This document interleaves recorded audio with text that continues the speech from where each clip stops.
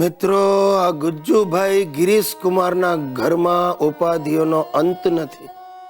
કાંઈક ને કાંઈક નવું બખડજંતર ચાલતું જ હોય છે.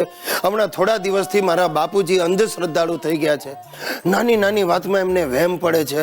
કાંઈક અશુભ થશે, અમંગળ થશે એવા ભણકારા વાગે છે.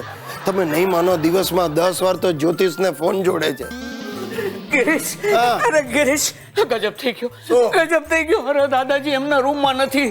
મને લાગે છે નક્કી ગાયબ થઈ ગયા છે. અરે શું બાપુજી, તમે પાછું ચાલુ કર્યું?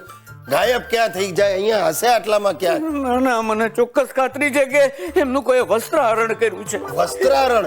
અપહરણ, કોઈ એનું કિડનેપિંગ કર્યું છે. અરે કોણ કરે? દાદાજીનું કિડનેપિંગ કોઈ શું કામ કરે? એમની પાસે છે શું? અરે કોઈ એને કરોડપતિ સમજીને એનું અપહરણ કર્યું હોય. કરોડપતિ સમજે દાદાજીને? અરે એમની કરોડપતિ ગઈ છે, વળી ગઈ છે, રોડપતિ જેવા લાગે છે.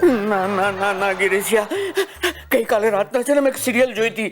એમાં એવું જ બતાવ્યું હતું કે એક ગરીબ દાદાને અમુક માણસો કિડનેપ કરીને લઈ જાય છે અને પછી એના પૌત્ર પાસે ખંડણી માંગે છે.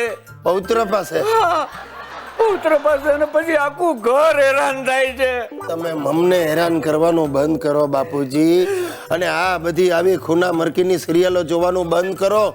તમે રાત્રે સિરિયલ જુઓ છો અને સવાર પડે ને કંઈક નવું તું જ ચાલુ કરો છો. નહીં, અરે મારા પથારીમાં તારા દાદાજીના વાળ કોઈએ કાપીને નાખી દીધા હતા. નક્કી પેલા અપહરણકારોનું જ આ કામ છે. અરે મારા બાપુજી ગયા, અનાથ થઈ ગયો. જોયું, પેલા જ્યોતિષની વાત સાચી પડી. જ્યોતિષના બાપાની ટાંગ. ચૂપ થઈ જાવ, એકદમ ચૂપ થઈ જાવ. આ ઇતિયાનું કામ છે. દાદાજીને કિડનેપ કર્યા. અરે મારા બાપ, ઇતિયાએ તમારા વાળ કાપીને પથારીમાં નાખ્યા છે તમને ડરાવવા. ધોતિયું, તારા દાદાજીનું ધોતિયું મારા પલંગ પર પડ્યું હતું. એટલે પેલા કિડનેપરો મારા દાદાજીને ખાલી જબ્બામાં કિડનેપ કરીને લઈ ગયા. અરે ખાલી જબ્બામાં મારા બાપુજી કેવા લાગતા હશે. બાપા, તમે તમારા મગજનો ઈલાજ કરાવો. એ ધોતિયું ધાબા પર સુકાતું તું, સુશીલાએ લાવીને પલંગમાં નાખ્યું છે. હું તમને ખાતરી આપું છું, કોઈએ દાદાજીને દિગંબર અવસ્થામાં કિડનેપ નથી કર્યા. તું કઈ રીતે ખાતરી આપી શકે? કારણ કે દાદાજી પાસે અડધો ડઝન ધોતિયા છે. કે રઝિયા ગુંડો મેં ફસ ગઈ, કે રઝિયા ગુંડો મેં ફસ ગઈ. વાહ બાપુજી, તમે હયાત છો? તમને છોડી દીધા? છોડતા જ નહોતા. લે, ભગવતી બેન છોડતા જ નહોતા. ભગવતી બેન? હા, હલો.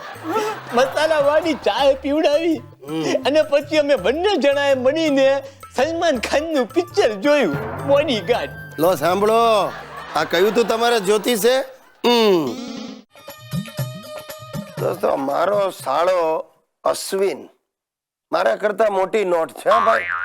જબરો ખેપાની, કઈક જાત જાતના અઠવાડિયે ધંધા બદલે. હમણાં 2 દિવસ પહેલા મને ફોન કરીને કહે, જીજુ એક સોપ ફેક્ટરી નાખવાનો વિચાર આવ્યો છે, સાબુ બનાવવાની ફેક્ટરી. મેં કહું વાહ, સારી વાત છે. મને કે પણ આપણો સોપ અલગ હશે. મેં કહું એટલે? મને કે 6.5 ફૂટનો સાબુ બનાવવો. મેં કહું લે અશ્વિનિયા, 6.5 ફૂટનો સાબુ માણસ શરીર પર ચોળે કઈ રીતે? મને કે એ જ આઈડિયા છે. આ સાબુ ચોળવાનો નહીં, આપણે એના પર સૂઈને આળોટવાનું. બોલો, આને કેમ પહોંચાય યાર? હવે આવો આ નપાવટ ગઈકાલે ઇલેક્શનમાં જીતી ગયો, ગ્રાહક સુરક્ષા સમિતિનો પ્રમુખ બની ગયો. અને વિધિની વક્રતા નહીં તો બીજું શું કેવું મારે? એ જ નપાવટે નુકસાનીના માલ જેવી એની બેન સુશીલા મારા ગળે વળગાડી છે. હવે આની ફરિયાદ મારે ગ્રાહક સુરક્ષા સમિતિમાં કરવી કોને? બોલો.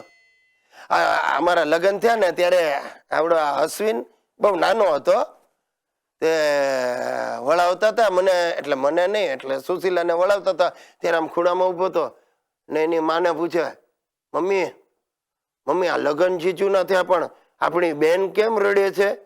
એટલે મારી સાસુએ એને સમજાવ્યું, દીકરા, બેન આજે રડે છે, પરણીને જીજુના ઘરે જશે ને પછી જીજુ રડશે. આવા હિતે છું તો મારા સાસરિયા છે ને મારો સસરો તો ભાઈ જબરજસ્ત છે, જાલિમ જોવા જેવો છે. આવો ફેટી આ સોફામાં બેસાડ્યો ને આપણે આમ આતા પર બેસવું પડે. અને પાછી એની એક ખાસિયત શું, સના બદલે ધરાર ફ બોલે. મને ગિરીફ કુમાર કહીને જ બોલાવે. અને પાછો દિલીપ કુમારનો મોટો ફેન, પંખો. એનું ગીત ગાય, મૂડમાં આવી જાય ત્યારે એનું ગીત મનગમતું કયું, ફુહાના ફફર ઓર યે મોફમ હફી.